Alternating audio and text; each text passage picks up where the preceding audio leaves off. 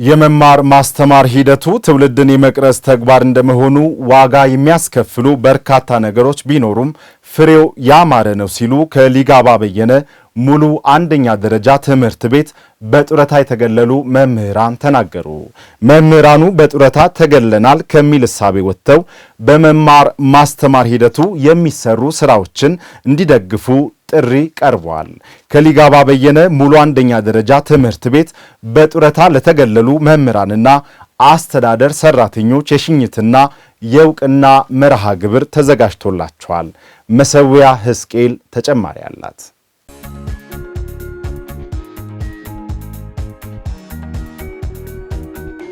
መምህርነቴ የሚወደው ስራ ነው። የነጻነት የእውነት ስራ ስለሆነ በጣም እወደዋለሁ። አሁንም አስተምር በባል መምህርነትን ፈልገዋለሁ። ለምን ሰውን ነው የምትቀርጨው? እነኚህ መምህራን ለሙያቸው ያላቸው ክብርና በዘርፉ ለመቀጠል ያላቸው ፍላጎት አሁንም ድረስ አልቀነሰም። ማንኛውም ተማሪ የነበረ ሰው ከትምህርት ዓለም ከራቀ ከረጅም ጊዜ በኋላ የማይረሳውና ምንጊዜም ከህሊናው መዝገብ የማይፍቃቸው ነገሮች ቢኖሩ በትምህርት ዘመኑ መምህሩ እውቀቱን ተጠቅሞ በአባታዊ ፍቅር የእርሱን ማንነት የለወጠበትን መንገድና በተማሪው ሕይወት ላይ ያሳረፈውን አሻራ እንጂ በተማሪነት ጊዜው የተማረውን የትምህርት ይዘት አይደለም። ለዚህም ነው መምህር ሙያ ብቻ አይደለም፣ መምህር ለመሆን መሰጠት ያስፈልጋል የሚባለው። ለመምህርነት መሰጠት አለብሽ። ካልተሰጠሽ ፈጽሞ ትውልድን መግደል ነው እና በጣም ፍቅሩ ስላለኝ እኔ እንጃ አሁን ምናልባት አድናቆት ራስን ማግነን ይሆንብኛል ብዬ ፈራለሁኝ እንጂ አሁንም አስተምር በባል መምህርነትን ፈልገዋለሁ። ለምን ሰውን ነው የምትቀርጨው? ትውልድን ነው። የትውልድ ቅብብሎሽ ትምህርት ቤት ነው ያለው። ያ ካልሆነ በስተቀር በፍላጎት ውስጥሽ መምህርነት ካላደረ በስተቀር ዝም ብለሽ ጊዜ ማሳለፊያ እዚህ ጋር ገብቼ የጊዜውን ችግሬን ፍቄ ለሌላ አልፋለሁኝ ብለሽ የምትይ ከሆነ ትውልድን ነው የምትገኘው። ሙያው ዋጋ የሚያስከፍሉ በርካታ ነገሮች ቢኖሩትም ፍሬው ያማረና ልብን በሐሴት የሚሞላ ነው። አገርም ሊገነባ የሚችል ተስፋን የሚሰጥ ነገር የምናገኘው በትምህርት ነው። ስለዚህ በትምህርት ላይ ዋጋ የሚያስከፍሉ ነገሮች ሊኖሩ ይችላሉ፣ ግን ከዛ ጋር ውጤቱ ሲመዘን በውጤቱ ትልቅ እርካታ ነው የምናገኘው።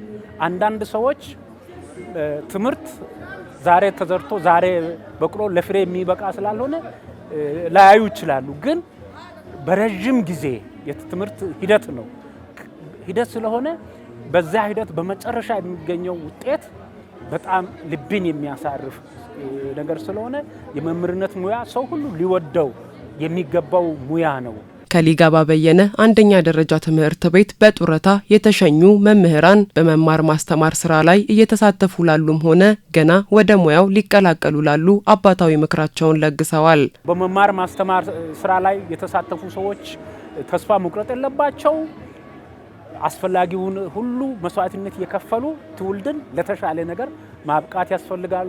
ደግሞ ወደዚህ ወደ መምህርነት ሙያ ልትገቡ የምትገቡ ካላችሁ በእውነት በህይወታችሁ ትልቅ እርካታ ታገኛላችሁ። መምህር የሆኑትን ልጅ እንዳትተው እችን ስራ በኋላ ታመሰግኑኛላችሁ እላቸዋለሁ። መምህር የሆኑትን ማለት ነው እና ሊሆንም ያሉ በትምህርት ላይ ያሉትንም አበረታታቸዋለሁ። መምህራኑ በጡረታ ተሸኝተናል ከሚል እሳቤ ወጥተው የመማር ማስተማር ሂደቱን በሚፈለገው ሁሉ እንዲደግፉ ጥሪ ቀርቧል። እንግዲያውስ በክብር ለተሸኙት በሊጋባ አንደኛ ደረጃ ትምህርት ቤት ላይ ከ2015 ጀምሮ እስከ ትላንት 2017 ድረስ በጡረታ ለወጡ መምህራኖቻችን እኔም እንደ መምሪያ እንደ ሶዶ ከተማ ትምህርት መምሪያ እጅግ ላቅ ባለ ሁኔታ እያመሰገንኩኝ ቀሪው ዘመናቸው መልካም ጤንነት፣ መልካም ሰላም፣ ብርቱ ሆነው ዛሬ ጡረታ ወጥቻለሁ ብለው ሳይሉም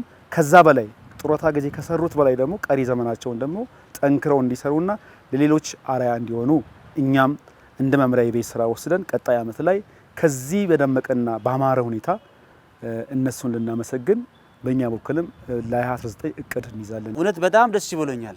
ያስተማሩኝ መምህራንን ደግሞ እንደዚሁ በዚህ መልክ በአማራ ሁኔታ ሽኝት ስናደርግ በጣም ደስ ይለናል። አሁን እኔ የሚፈልገው አባቶቼ እናቶቼ በቃ በጡረታ ተገለናል ብሎ ከማሰብ ይልቅ እኛ የነሱ ልጆች የነሱ ግርፎች ነን። ያው እንግዲህ ግቢ መጥቶ በሚሰሩ ተግባር ላይ ድጋፍ ያድርጉልን፣ በምንም በእውቀት ይደግፉን።